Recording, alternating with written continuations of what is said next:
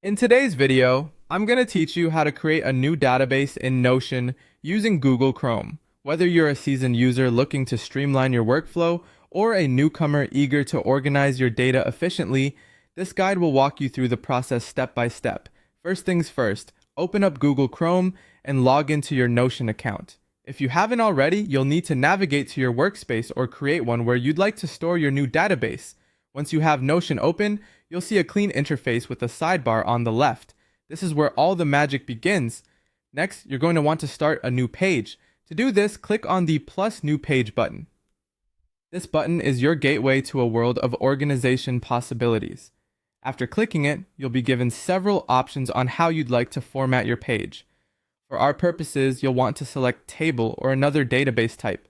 When you choose table, Notion will create a structured space for you to input information in a grid format, which can be incredibly useful for managing and visualizing data. But remember, if a different database type suits your needs better, feel free to choose the one that works best for you. Now that you have your database framework set up, it's time to start adding content. Begin by clicking on the top row to add columns. These columns will represent different categories or types of information you want to track. For instance, you might have columns for names, dates, or specific tags. Then, simply click below each column to add rows, which will serve as entries in your database. You can continuously edit these as your project develops, making it easy to keep everything up to date. To maximize the potential of your database, consider using the relation property. This powerful feature allows you to link your current database with others. Imagine you're tracking projects in one table and resources in another. By relating these tables, you can create a comprehensive view that ties together relevant data, streamlining your workflow and reducing the chance of overlooking important connections. Once your data is in place, it's time to customize your views. Notion offers several options such as table, board, or calendar views. You can toggle between these depending on how you prefer to see your data.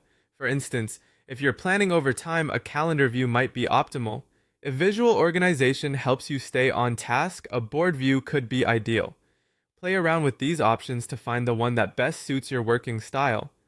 Finally, when everything is set up just the way you want it, rest easy knowing you can save and access your database anytime. Notion automatically saves your work, allowing you to pick up right where you left off, whether on the same device or from another. So whenever you have new data to add or modifications to make, your database is just a few clicks away. And there you have it, a full guide to setting up a customized database in Notion. By following these steps, you can create a powerful organization tool that grows with your needs. Thanks for watching, and happy organizing.